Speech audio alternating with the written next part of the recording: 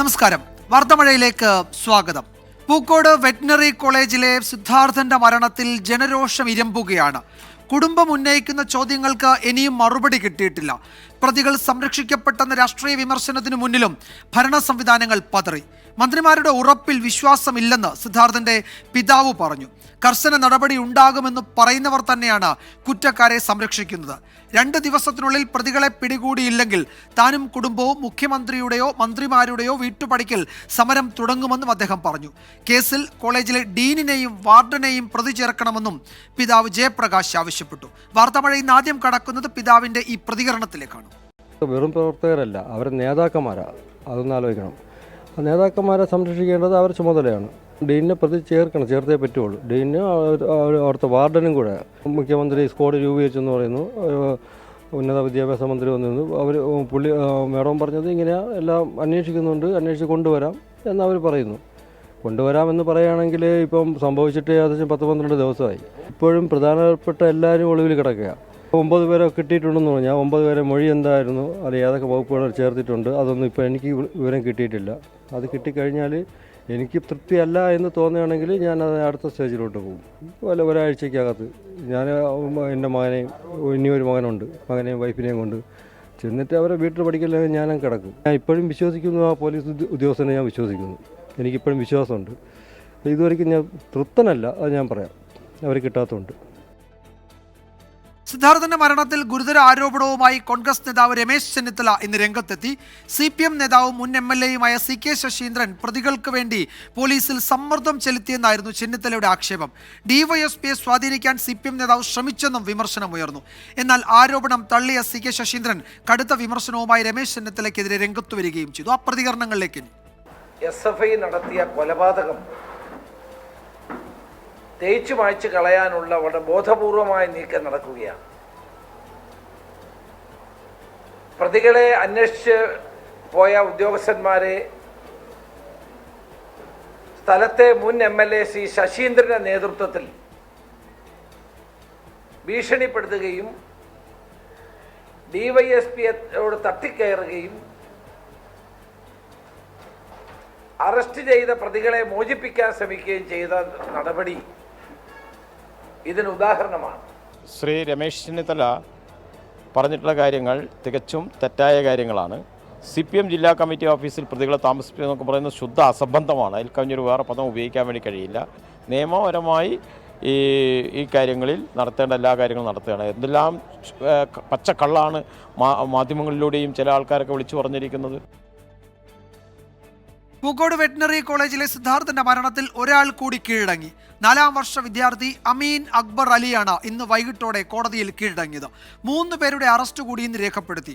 ഇതോടെ കേസിൽ പിടിയിലായവരുടെ എണ്ണം 11ആയി. 19 വിദ്യാർത്ഥികൾക്ക് 3 വർഷത്തേക്ക് കോളേജിലെ ആന്റി റാഗിംഗ് കമ്മിറ്റി പഠന വിലക്ക് ഏർപ്പെടുത്തി. അതിനിടെ സിദ്ധാർത്ഥനെതിരെ കോളേജിലെ വിദ്യാർത്ഥിനി നൽകിയ പരാതി വിവാദത്തിലായി.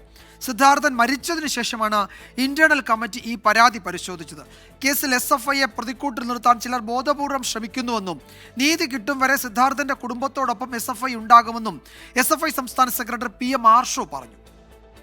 ഒരു വിഷയത്തെ, ദാരുണമായൊരു സംഭവത്തെ അതിൻ്റെ വസ്തുത നിരത്തിക്കൊണ്ട് അത് ആവർത്തിക്കാതിരിക്കുന്നതിന് വേണ്ടിയിട്ടുള്ള ഇടപെടൽ ഉണ്ടാകുന്ന നിലയിലേക്ക് മുന്നോട്ട് പോകേണ്ടുന്ന ഇടപെടേണ്ടുന്ന മാധ്യമങ്ങൾ ഇതിനെ വസ്തുതാ വിരുദ്ധമായി ഇത് SFI ആസൂത്രണം ചെയ്ത് നടപ്പിലാക്കിയ ഒന്നാണ് എന്ന നിലയിൽ സ്ഥാപിക്കുന്നതിന് വേണ്ടി വലിയ ശ്രമം നടത്തിക്കൊണ്ടിരിക്കുന്നുണ്ട്. അത് അങ്ങേയറ്റം തെറ്റായിട്ടുള്ള ഇടപെടലാണ്.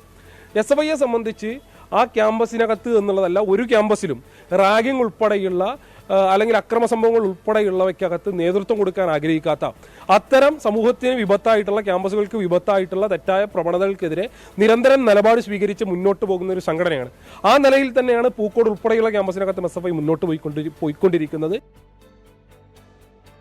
കൂടുതൽ വിവരങ്ങൾ അഭിജിത്ത് മുഴക്കുന്ന നൽകും. അഭിജിത്ത്, ഇപ്പോൾ ഇന്ന് വൈകുന്നേരത്തോടെയാണ് ഒരു പരാതി, എന്താണ് നമ്മൾ പറയുന്നത് പോലെ എവിടെ നിന്നും ഒരു പരാതി വരുന്നു. ആ പരാതിയിൽ എന്തൊക്കെയോ നടന്നു എന്ന് പറയുന്നു. അതിൻ്റെ വസ്തുത എന്താണ്?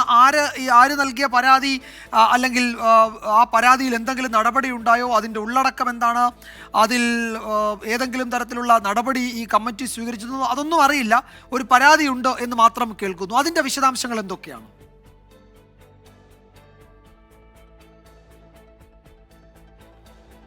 വിജയകുമാർ, ഈ പരാതി പരിശോധിച്ചാൽ നമുക്ക് ഇതിൽ അടിമുടി ദുരൂഹത കാണാനായി സാധിക്കും. ഇതിൽ ഏറ്റവും പ്രധാനപ്പെട്ട ഒരു കാര്യം, ഈ പരാതി പെൺകുട്ടി നൽകുന്നത് സിദ്ധാർത്ഥൻ മരിച്ച അതേ ദിവസമാണ്, അതായത് ഫെബ്രുവരി 18. പക്ഷേ ഈ പരാതിയിൽ എവിടെയും ഏത് സമയത്താണ് പെൺകുട്ടി പരാതി നൽകിയത് എന്നതിനെക്കുറിച്ച് വ്യക്തമാക്കുന്നില്ല. ഒപ്പം തന്നെ ഈ പരാതി ലഭിച്ച കോളേജ് ഈ പരാതി ICCക്ക്, അതായത് ആഭ്യന്തര പരാതി പരിഹാര സെല്ലിന് കൈമാറുന്നത് ഫെബ്രുവരി 20, അതായത് ഈ സിദ്ധാർത്ഥൻ മരിച്ച് 2 ദിവസങ്ങൾക്ക് ശേഷമാണ്. തുടർന്ന് ഇതിലൊരു അന്വേഷണം കോളേജിന്റെ ഭാഗത്തു നിന്ന് ഉണ്ടാകുന്നു. തുടർന്ന് കോളേജ് കണ്ടെത്തുന്നത് ഈ ഒരു പരാതി നിലനിൽക്കുന്നതാണ്. പക്ഷേ ഈ സിദ്ധാർത്ഥൻ മരിച്ചതിനാൽ തന്നെ ഈ സിദ്ധാർത്ഥന് ഒരു നോട്ടീസ് നൽകാൻ സാധിക്കുന്നില്ല. അതിനാൽ തന്നെ ഈ അന്വേഷണം ഇവിടെ വെച്ച് അവസാനിപ്പിക്കുകയാണ്.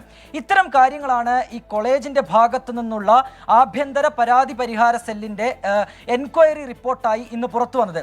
അതിൽ തന്നെ വ്യക്തമാണ് ഇത് ചില ഒളിച്ചുകളികളുടെ ഭാഗമാണ്, ചില സംരക്ഷണം ഒരുക്കുന്നതിന്റെ ഭാഗമാണ് എന്നുള്ളത്. കാരണം ഈ പ്രതിപട്ടികയിലുള്ളത് മുഴുവൻ SFIയുടെ നേതാക്കളാണ്, SFIയുടെ പ്രവർത്തകരാണ്, SFI അനുഭാവികളാണ്. അതിനാൽ തന്നെ ഇത്തരമൊരു പരാതി അവിടെ ഉണ്ടായിട്ടുണ്ടെന്നും ആ പരാതിയുടെ ഭാഗമായാണ് സിദ്ധാർത്ഥൻ ആത്മഹത്യ ചെയ്തത് എന്ന് വരുത്തി തീർക്കാനുള്ള ശ്രമങ്ങളാണ് നിലവിൽ കോളേജിൽ നടക്കുന്നത്. ഇതിൽ കോളേജ് അധികൃതരുടെ പങ്ക് കൂടി ഈ ഒരു ഘട്ടത്തിൽ സംശയത്തിന്റെ ഒരു മുനയിൽ നിൽക്കുകയും ചെയ്യുകയാണ്. അത് നമുക്ക് ഈ ഒരു പരാതിയിൽ നിന്ന്, അല്ലെങ്കിൽ ഈ ഒരു പരാതി പരിഹാര സെല്ലിന്റെ അന്വേഷണ റിപ്പോർട്ടിൽ നിന്ന് തന്നെ നമുക്ക് മനസ്സിലാക്കാം. കാരണം ഈ റിപ്പോർട്ടിൽ എവിടെയും എപ്പോഴാണ്, ഏത് സമയത്താണ് ഈ കുട്ടി പരാതി നൽകിയത് എന്നതിനെ കുറിച്ച് പറയുന്നില്ല. എപ്പോഴാണ് ഈ കുട്ടിക്ക് ഈ ഒരു സിദ്ധാർത്ഥനിൽ നിന്ന് ഇത്തരത്തിലൊരു പ്രശ്നം ഉണ്ടായത് എന്ന് സൂചിപ്പിക്കുന്നില്ല. ഒപ്പം തന്നെ ഈ പരാതിയുമായി ബന്ധപ്പെട്ട കൂടുതൽ വിവരങ്ങൾ ഒന്നും തന്നെ ഈ എൻക്വയറി അഭിജിത്ത്, അത് അടിമുടി ദുരൂഹമാണ്. അഭിജിത്ത് സൂചിപ്പിച്ചതുപോലെ ഇപ്പോഴത്തെ സാഹചര്യത്തിൽ അതെങ്ങനെ പുറത്തു വന്നു, അതിൻ്റെയൊക്കെ വിവരങ്ങൾ കൂടുതൽ അറിയേണ്ടതുണ്ട്. അത് വ്യാജ പരാതിയാണ് എന്ന ആരോപണം ഇതിനോടകം ആ കുടുംബം ഉന്നയിച്ചിട്ടുണ്ട്. അടുത്തത് ആന്റി റാഗിംഗ് കമ്മിറ്റിയുടെ തീരുമാനം എന്തൊക്കെയാണ് അഭിജിത്ത്? ഈ പഠന വിലക്ക് ഈ പ്രതികളുടെ കാര്യത്തിൽ വന്നിട്ടുണ്ടല്ലോ.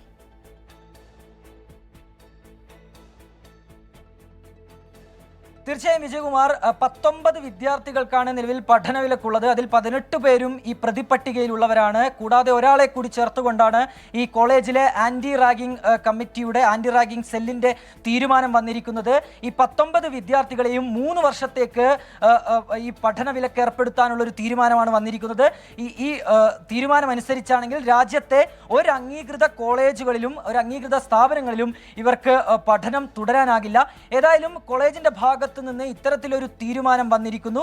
ഈ റാഗിംഗ് അടക്കമുള്ള കുറ്റകൃത്യങ്ങൾ ചേർത്തുകൊണ്ടാണ്, റാഗിംഗ് അടക്കമുള്ള വകുപ്പുകൾ ചേർത്തുകൊണ്ടാണ് ഈ പ്രതികൾക്കെതിരെ പോലീസ് കേസെടുത്തിരിക്കുന്നത്. അതിനാൽ തന്നെ കോളേജ് നിർബന്ധിതരാകുന്ന ഒരു സാഹചര്യം കൂടി അവിടെ വന്നിട്ടുണ്ട്. കാരണം ഈ ഒരു റാഗിങ്ങിന്റെ കൂടി ഭാഗമായാണ് സിദ്ധാർത്ഥൻ ഈ ഒരു ആത്മഹത്യയിലേക്ക് പോയത് എന്ന് പോലീസിന്റെ FIR അടക്കം സൂചിപ്പിക്കുന്നുണ്ട്. അതിനാൽ തന്നെയാണ് ഇത്തരത്തിലൊരു നടപടിയിലേക്ക് നിലവിൽ കോളേജ് നീങ്ങിയതുമെന്നും നമുക്ക് ഈ ഒരു ഘട്ടത്തിൽ മനസ്സിലാക്കേണ്ടി വരും. വിജയകുമാർ. യെസ്, അഭിജിത്ത് മുഴക്കുന്നാണ് വിവരങ്ങൾ നൽകിയത്. ഈ കോളേജിലെ ഡീനിനെയും അവിടുത്തെ വാർഡനെയും ഇതിൽ പ്രതി ചേർത്തേ പറ്റൂ എന്ന കടുത്ത നിലപാടുമായാണ് സിദ്ധാർത്ഥൻ്റെ കുടുംബാംഗങ്ങൾ, പിതാവ് നേരത്തെ രംഗത്തെത്തിയത്. അതിലെന്തൊക്കെയാണ് പോലീസിന് പറയാനുള്ളത് എന്നൊക്കെ അറിയേണ്ടതുണ്ട്. അന്വേഷണം തുടരുന്നുണ്ട് എന്നതാണ്. അന്വേഷണത്തിൻ്റെ ഘട്ടം ഏത് എന്നത് കുടുംബത്തിന് അറിയില്ല എന്നാണ് നേരത്തെ പിതാവ് സൂചിപ്പിച്ചത്. അതേസമയം സിദ്ധാർത്ഥൻ്റെ മരണത്തിൽ സർക്കാരിനെയും SFIയെയും പ്രതിരോധത്തിലാക്കുകയാണ് പ്രതിപക്ഷം.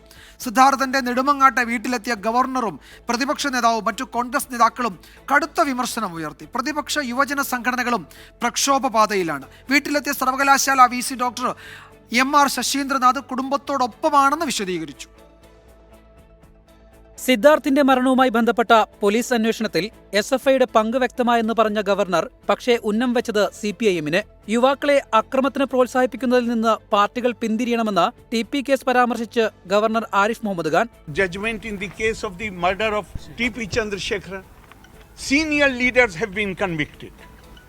So we will have to rethink. This society will have to rethink. പ്രതികളായ SFIക്കാരെ രക്ഷിക്കാനുള്ള ശ്രമം ഇപ്പോഴും നടക്കുന്നുവെന്ന് പ്രതിപക്ഷ നേതാവ് VD സതീശൻ.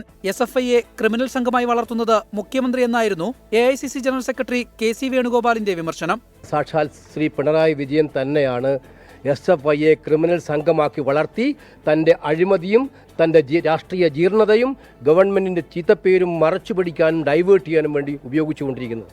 സർക്കാർ സിദ്ധാർത്ഥിന്റെ കുടുംബത്തോടൊപ്പമെന്നും കുറ്റവാളികൾ ആരായിരുന്നാലും നിയമത്തിന് മുന്നിൽ കൊണ്ടുവരുമെന്നും മന്ത്രി വി ശിവൻകുട്ടി.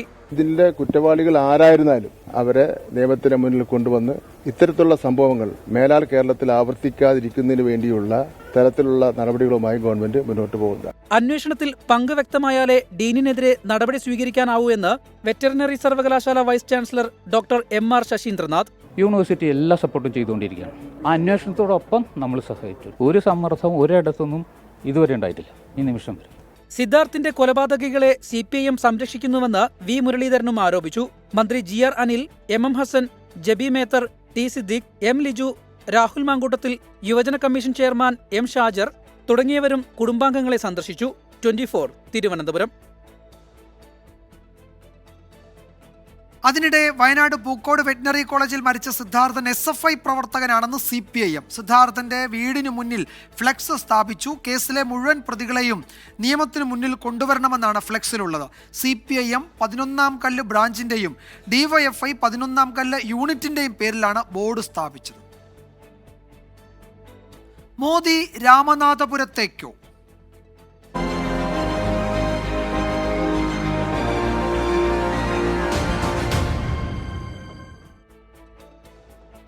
വാരാണസിക്ക് പുറമെ ദക്ഷിണേന്ത്യയിലെ ഒരു മണ്ഡലത്തിലും പ്രധാനമന്ത്രി നരേന്ദ്രമോദി മത്സരിച്ചേക്കുമെന്ന് അഭ്യൂഹം. തമിഴ്നാട്ടിലെ രാമനാഥപുരത്ത് മോദി സ്ഥാനാർത്ഥിയാകുമെന്നാണ് റിപ്പോർട്ടുകൾ. അതിനിടെ BJPയുടെ ആദ്യ സ്ഥാനാർത്ഥി പട്ടിക ഉടൻ പ്രഖ്യാപിക്കും.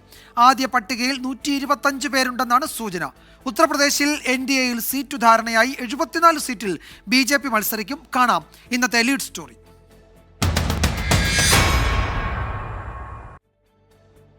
സ്ഥാനാർത്ഥി പട്ടിക അന്തിമമാക്കാനുള്ള BJPയുടെ പ്രധാനപ്പെട്ട യോഗങ്ങൾ ഇന്ന് പുലർച്ചെ 4 മണി വരെ നീണ്ടിരുന്നു. പ്രധാനമന്ത്രി നരേന്ദ്രമോദി, കേന്ദ്ര ആഭ്യന്തരമന്ത്രി അമിത്ഷാ, പ്രതിരോധ മന്ത്രി രാജ്നാഥ് സിംഗ്, മധ്യപ്രദേശ് മുൻ മുഖ്യമന്ത്രി ശിവരാജ് സിംഗ് ചൗഹാൻ തുടങ്ങിയ മുതിർന്ന നേതാക്കൾ ആദ്യഘട്ട പട്ടികയിൽ ഇടം പിടിക്കും. അക്ഷയ് കുമാർ, കങ്കണ റണൌത്ത്, യുവരാജ് സിംഗ് അടക്കമുള്ള സിനിമാ ക്രിക്കറ്റ് താരങ്ങളും ആദ്യ പട്ടികയിൽ ഇടം പിടിക്കും. കേരളത്തിലെ A+ മണ്ഡലങ്ങളിലെ സ്ഥാനാർത്ഥികളുടെ പേരും പട്ടികയിൽ നിന്ന് പ്രതീക്ഷിക്കുന്നുണ്ട്. സുഷമ സ്വരാജിന്റെ മകൾ ബാൻസുരി സ്വരാജ് അടക്കമുള്ള പുതുമുഖങ്ങൾ ആദ്യ പട്ടികയിൽ ഉണ്ടാകുമെന്നാണ് വിവരം. പ്രധാനമന്ത്രി നരേന്ദ്രമോദിക്കൊപ്പം ലോക്സഭാ തെരഞ്ഞെടുപ്പ് പ്രചാരണങ്ങളിൽ ഉത്തർപ്രദേശ് മുഖ്യമന്ത്രി യോഗി ആദിത്യനാഥും സജീവമാകും. ദേശീയ തലത്തിൽ യോഗി ആദിത്യനാഥിനെ ഉയർത്തിക്കാട്ടണമെന്ന RSS നിർദ്ദേശത്തിന്റെ ഭാഗമായിട്ടാണ് നടപടി. കേരളത്തിലടക്കം യോഗി ആദിത്യനാഥ് പ്രചാരണത്തിനെത്തും. ദക്ഷിണേന്ത്യയിൽ പ്രധാനമന്ത്രി സ്ഥാനാർത്ഥിയാകുമെന്ന അഭ്യൂഹവും സജീവമാണ്. തമിഴ്നാട്ടിലെ രാമനാഥപുരം മണ്ഡലത്തിലാണ് പ്രധാനമന്ത്രിയുടെ പേര് പരിഗണിക്കുന്നത്. ഉത്തർപ്രദേശിൽ 74 സീറ്റിലാണ് BJP മത്സരിക്കുക.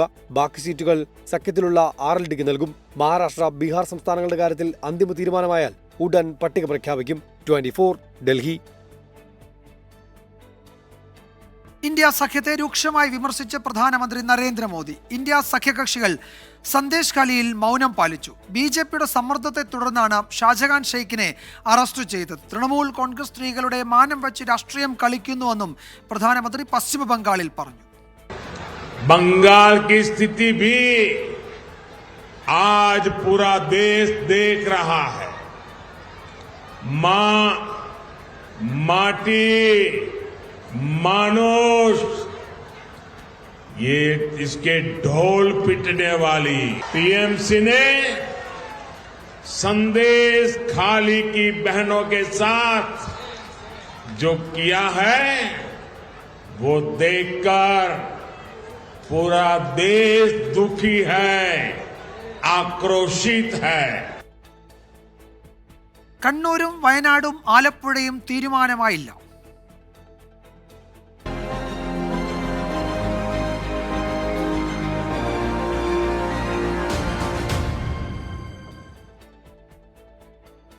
സമരാഗ്നിക്ക് പിന്നാലെ ലോക്സഭാ തെരഞ്ഞെടുപ്പിലെ സ്ഥാനാർത്ഥി ചർച്ചകൾ പൂർത്തിയാക്കാൻ കോൺഗ്രസ്.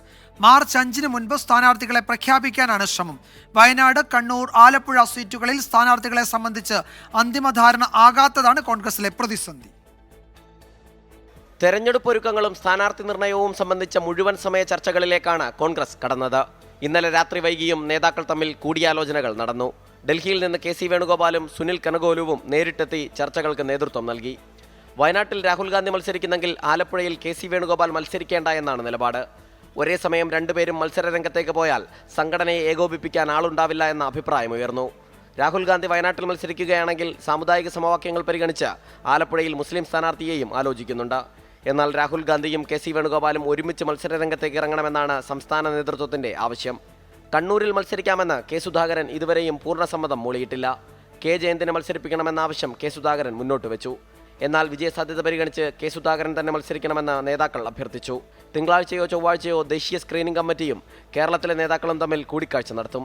ഇതിന് തൊട്ടു പിന്നാലെ ഔദ്യോഗിക സ്ഥാനാർത്ഥി പ്രഖ്യാപനവും ഉണ്ടാവും. സ്ഥാനാർത്ഥി പ്രഖ്യാപനം വൈകില്ലെന്ന് കെ സി വേണുഗോപാൽ പറഞ്ഞു.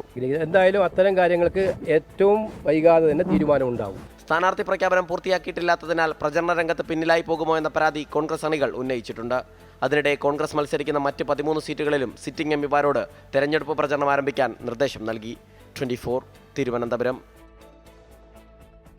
കോൺഗ്രസിന്റെ സമരാഗ്നി വേദിയിലെ ദേശീയ ഗാന വിവാദത്തിൽ വിമർശനവുമായി യൂത്ത് കോൺഗ്രസ് രംഗത്ത്. നാക്കുപിഴ വലിയ വാർത്തയാക്കേണ്ട എന്നാണ് പ്രതിപക്ഷ നേതാവിന്റെ വിശദീകരണം.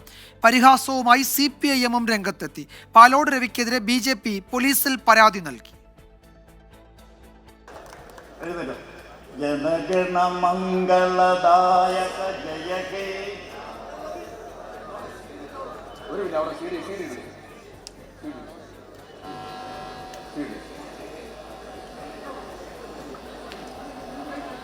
ജനഗണ ജയ ഹേ ഭാരത ഭാഗ്യ വിധാത. ഇന്നലെ തിരുവനന്തപുരത്ത് സമരാഗ്നിയുടെ സമാപന വേദിയിലായിരുന്നു DCC അധ്യക്ഷൻ പാലോട് രവിക്ക് അമളി പിണഞ്ഞത്. പിന്നാലെ സമൂഹമാധ്യമങ്ങളിൽ ഉൾപ്പെടെ പരിഹാസ പെരുമഴ. യൂത്ത് കോൺഗ്രസ് മലപ്പുറം ജില്ലാ പ്രസിഡന്റ് ഹാരിസ് മുതൂർ ഫേസ്ബുക്കിലൂടെ രൂക്ഷ വിമർശനവുമായി രംഗത്തെത്തി. സ്റ്റേജും മൈക്കും പൊതുജനം വലിയ സംഭവമാക്കുന്നില്ലെന്ന തിരിച്ചറിവ് നേതാക്കൾക്ക് വേണമെന്നായിരുന്നു വിമർശനം. ജനഗണമന മര്യാദയ്ക്ക് പാടാൻ അറിയാത്തവരായി UDFകാർ മാറിയെന്ന് CPIM നേതാവ് AK ബാലൻ പരിഹസിച്ചു. ജനഗണമന പോലും പാടാൻ അറിയില്ലല്ലോ. അവസാനം സമാപനത്തിന് ജനഗണമംഗളദായക പറഞ്ഞു കേട്ടില്ലേ? പിന്നെ എങ്ങനെയാണ് അഭിസംബോധന ചെയ്യുന്നത്? ഏത് ഭാഷയിലാണ് അഭിസംബോധന ചെയ്യുന്നത്? ഇതുപോലെ മാതൃകാ സഹോദരന്മാരെ നിങ്ങൾ എവിടെയെങ്കിലും കണ്ടിട്ടുണ്ടോ ലോകത്തിൽ? വെച്ചിട്ടല്ലേ അഭിസംബോധന. ബാക്കിയുള്ള കാര്യം ഞാൻ പറയേണ്ടതില്ലല്ലോ. സമരാഗ്നി പത്തനംതിട്ടയിലെത്തിയപ്പോൾ പ്രസിഡന്റിന്റെ പേരും തിരുവനന്തപുരത്തെത്തിയപ്പോൾ ദേശീയ ഗാനവും മാറിയെന്ന് AM ആരിഫ് MPയുടെ പരിഹാസം.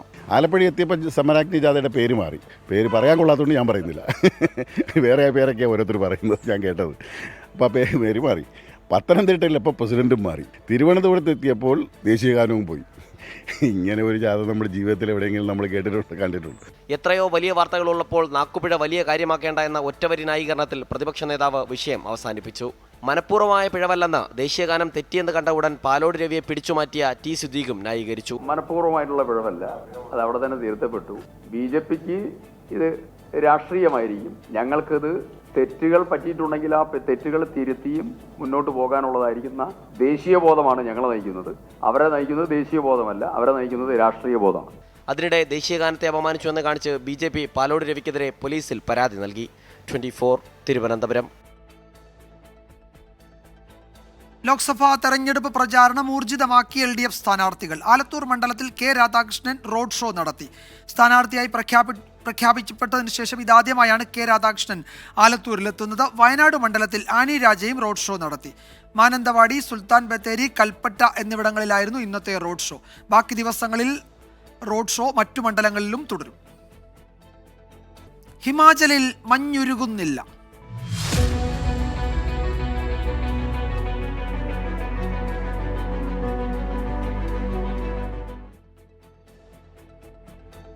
ഹിമാചൽ പ്രദേശ് കോൺഗ്രസിലെ പ്രശ്നങ്ങൾ പൂർണ്ണമായും പരിഹരിക്കപ്പെട്ടിട്ടില്ലെന്ന് PCC അധ്യക്ഷ പ്രതിഭ സിംഗ് 24നോട്. ഹൈക്കമാൻഡിന്റെ നിലപാടിനായി കാത്തിരിക്കുകയാണ്. MLA-മാരെ അയോഗ്യരാക്കിയതിനെയും പ്രതിഭ സിംഗ് വിമർശിച്ചു.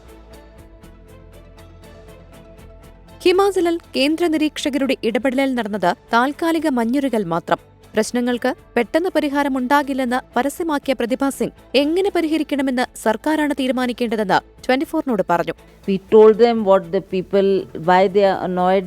You have to sit down and sort these issues. They gave time. They listened to every MLA, every minister, what they had to say, and they raised these issues with CM also, and Deputy CM was also there. സ്പീക്കറുടെ അയോഗ്യതാ നടപടിയിലുള്ള അതൃപ്തിയും പ്രതിഭ Singh പരസ്യമാക്കി.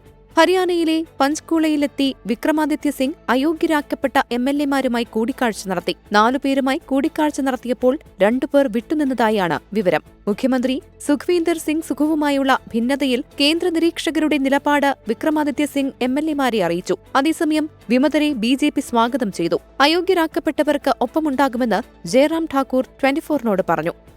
They will be in BJP definitely. We will stand with them. Definitely, Congress government is not going to survive because they have lost their mandate. MLA-മാരെ അയോഗ്യരാക്കിയ നടപടി ജനാധിപത്യ വിരുദ്ധമാണെന്നും സർക്കാർ കാലാവധി തികക്കില്ല എന്നും ജയറാം ഠാക്കൂർ കൂട്ടിച്ചേർത്തു. 24 ഡൽഹി. മറ്റൊരു റിപ്പോർട്ടിലേക്ക്. കഫയിലെ സ്ഫോടനം.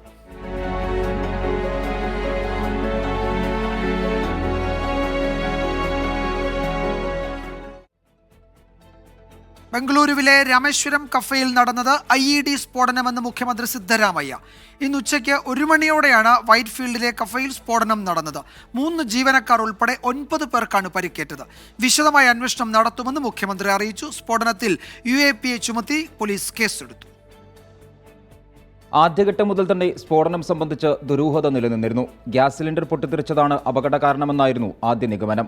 എന്നാൽ ഹോട്ടലിൽ നിന്ന് കണ്ടെത്തിയ ബാഗും സ്ഫോടനം നടന്ന സ്ഥലത്തുണ്ടായ ബാറ്ററികളും സംശയം വർദ്ധിപ്പിച്ചു. തുടർന്നാണ് മുഖ്യമന്ത്രി സിദ്ധരാമയ്യ തന്നെ IED സ്ഫോടനമാണ് നടന്നതെന്ന് സ്ഥിരീകരിച്ചത്. IG അശോക് മോഹന്റെ നേതൃത്വത്തിലാണ് നിലവിൽ അന്വേഷണം നടക്കുന്നത്. NIA, ആഭ്യന്തര സുരക്ഷാ വിഭാഗം, ഫോറൻസിക്, ബോംബ്, ഡോഗ് സ്ക്വാഡുകൾ എന്നിവ സ്ഥലത്ത് പരിശോധന നടത്തി. അട്ടിമറി സാധ്യതയ്ക്കൊപ്പം ബിസിനസ് രംഗത്തെ തർക്കവും അന്വേഷിക്കുമെന്ന് ഉപമുഖ്യമന്ത്രി DK ശിവകുമാറും പ്രതികരിച്ചു. പരിക്കേറ്റവരിൽ 4 പേർക്ക് 40% പൊള്ളലേറ്റിട്ടുണ്ട്. 24 ബംഗളൂരു. ഇപ്പോൾ വരുന്ന റിപ്പോർട്ടിലേക്ക്. അട്ടപ്പാടിയിൽ കാട്ടാന ആക്രമണത്തിൽ 50-കാരിക്ക് ഗുരുതര പരിക്ക്. മേലെ ഭൂതയാർ ഊരിലെ വീരയെയാണ് കാട്ടാന ആക്രമിച്ചത്. വിവരം അറിയിച്ചിട്ടും വനംവകുപ്പ് ഉദ്യോഗസ്ഥർ എത്തിയില്ലെന്ന് പരാതിയുണ്ട്. കോട്ടത്തറ ട്രൈബൽ സ്പെഷ്യാലിറ്റി ആശുപത്രിയിൽ ചികിത്സയിലാണ് വീര. നിഖിൽ പ്രമേശ് പാലക്കാട്ടു നിന്ന് വിവരങ്ങൾ നൽകും. നിഖിൽ, ആരോഗ്യനില ഗുരുതരമാണ് എന്ന റിപ്പോർട്ടിൽ തന്നെയുണ്ട്. എന്താണ് പുതിയ വിവരം? ഈ ആന ആ മേഖലയിൽ, ഈ ജനവാസ മേഖലയിൽ തുടരുകയാണോ ഇപ്പോഴും? വിജയകുമാർ, ആന ഇതിനോടകം തന്നെ ഈ മേലെ ഭൂതയാർ ഊരിൽ നിന്ന് പോയി എന്നുള്ള വിവരങ്ങളാണ് ലഭിക്കുന്നത്. പക്ഷേ പരിക്കേറ്റ 50-കാരിയുടെ പരിക്ക് വളരെ ഗുരുതരമാണ്. അവരെ ഇപ്പോൾ കോട്ടത്തറ ട്രൈബൽ സ്പെഷ്യാലിറ്റി ആശുപത്രിയിൽ നിന്ന് തൃശ്ശൂരിലേക്ക് റഫർ ചെയ്തിരിക്കുകയാണ്. അവരുടെ ആരോഗ്യനില വളരെയധികം ഗുരുതരമാണ് എന്നുള്ളതാണ് ആശുപത്രിയിൽ നിന്ന് ലഭ്യമാകുന്ന വിവരങ്ങൾ. ഈ മേലെ ഭൂതയാർ ഊരിൽ നിന്ന് പുല്ല് വെട്ടാൻ പോയ വീരയെയാണ് കാട്ടാന ആക്രമിച്ചത്. 5 സ്ത്രീകളാണ് പോയിരുന്നത്. ആനയ്ക്ക് മുന്നിൽപ്പെട്ട ഇവർക്ക് ഓടാൻ കഴിയാതെ വരികയും ഇവരെ കാട്ടാന ആക്രമിക്കുകയുമായിരുന്നു. പുല്ല് വെട്ടി തിരിച്ചു വരുമ്പോഴാണ് ഇവർക്ക് നേരെ ആക്രമണം ഉണ്ടായത്.